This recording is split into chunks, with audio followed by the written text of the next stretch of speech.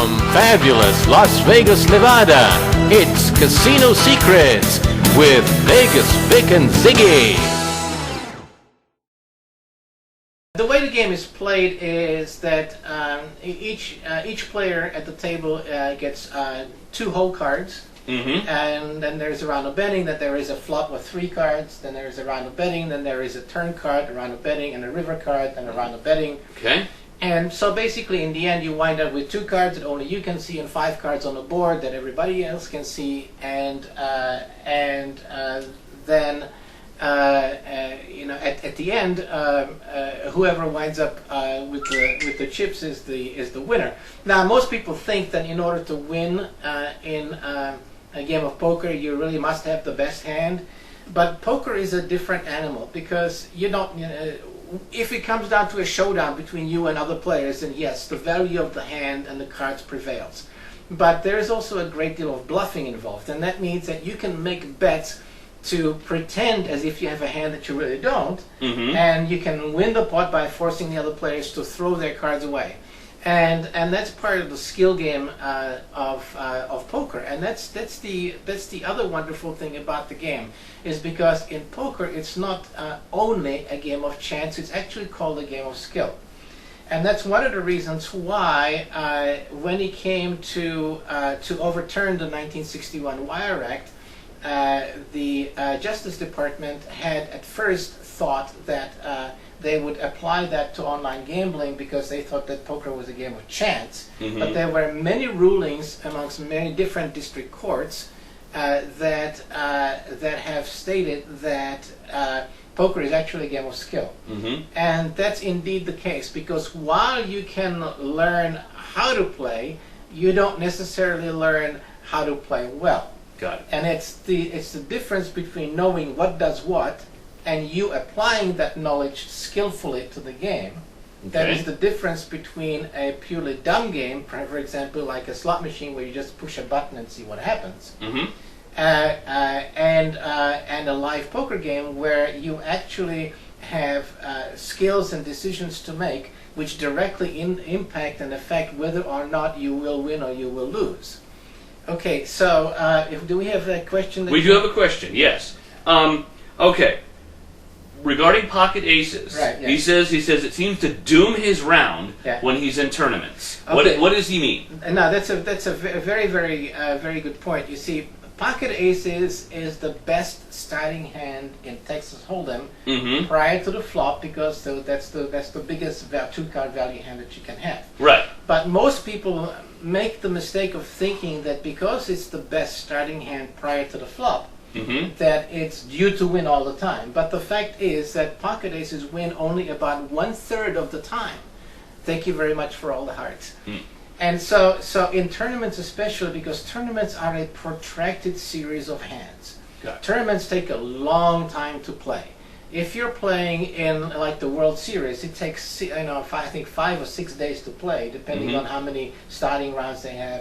They have like 6,000 or 6,500 players and so forth. Okay. So it takes a long time to play, and there are very long rounds. There are several hours in between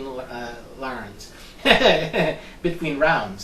And so what happens is that in those tournaments, you are likely to get that hand a lot of times, Mm-hmm. but relying on that as that magic hand is one of the errors that can very easily creep up even on a skilled player after many hours of playing the same game all the time. Right. And that's why tournaments are not just a matter of skill, but also endurance. Because you're basically playing that game from 12 hours, sometimes 16 hours or longer. Mm. And you have to not only be patient and skillful all the time, but also be mindful of the fact that even a hand such as pocket aces is vulnerable after the flop.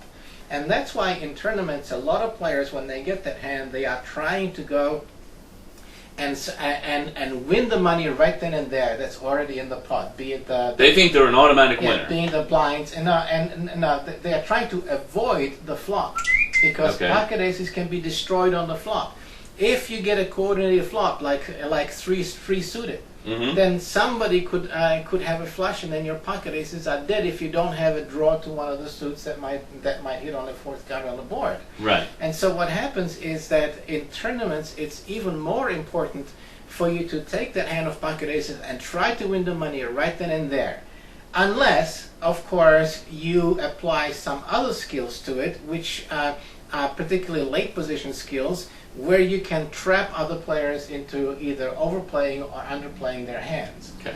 And again, those things are pretty involved principles for tournament play. Now, I've written a book on poker tournaments called Tournament Poker, which is which is available on Amazon.com as well as in other bookstores. And in that book, it has a white cover and it says Tournament Poker. Mm-hmm. And in that book, I specifically talk about pocket aces and big pocket pairs, aces, kings, queens, and jacks. Okay. About how to play those from early position, middle position, and late position, and in different rounds of the tournaments, whether it be early rounds, middle rounds, or late rounds, or just prior or at the final table. So all of those aspects of play with these hands are covered in that book, and also in those instructional videos that I talked about in terms of Texas Hold'em. So what's the question here? Don't worry about it. I'll write the question. You keep talking. Okay, so I basically finished that particular aspect of it. So what was the next question that we had? Well, hold on. I have to write down this question. Okay. Right? You had to end right there, didn't you? Okay, howdy cowboy, eat much horse vagina? Well, actually, I don't know. I haven't eaten any horse lately, but you probably might be an expert in that field, so perhaps you can instruct me. One question we had is, are you blind or just a badass? No, I am not blind. My eyes are over here, as you can see them. But the reason why I'm wearing this is because basically I always wear this. One of the reasons is that let me put it this way. I've been in Las Vegas a very long time, and there usually isn't a neighborhood where I can go where anybody would mess with me. Got it. Do you know the name Bob Ciafone? Oh yeah. Someone want to know if you knew him. He's a poker author and a gambler. Many years ago, at Binion's Horseshoe, but I don't know him very well. I ran across him, I think, about once. That's about it. He's hiding from the NGCB. What the hell is that? I have no idea. Nevada Gaming Control Board. That's what he Okay, is. let's take this question. Best place to play live poker in Vegas. Okay. So that's the topic we're on. Yeah, best place to play poker in Las Vegas. Okay, there are, contrary to what people may think, poker rooms are still open in Las Vegas and they're very thriving. If you are into, say, small limit or smaller no-limit games like 1-2 or 1-3 or 2-5 Mm-hmm. no-limit games, or limit poker 4-8, 8-16, 10-20, and so forth, the best places to play are at the Mirage, the Venetian, the MGM,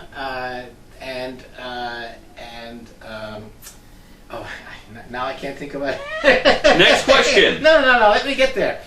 It'll come to you. And Treasure Island and Excalibur, they still have a poker room over there, and also Bally's. But if you want You to pretty play, much listed every single casino on the strip. no, I didn't, because there are others that don't have poker. Like Downtown Golden Nugget is a good place, but here on the strip, if you want to play in the higher games, the Bellagio and the Aria are those that have the higher limit games. Like if you want to play limit poker, 10, 20, 20, 40, 40, 80. If you want to play a higher no limit, 25, 50, 100, 200, and so forth. Got it. So those are the games. Okay.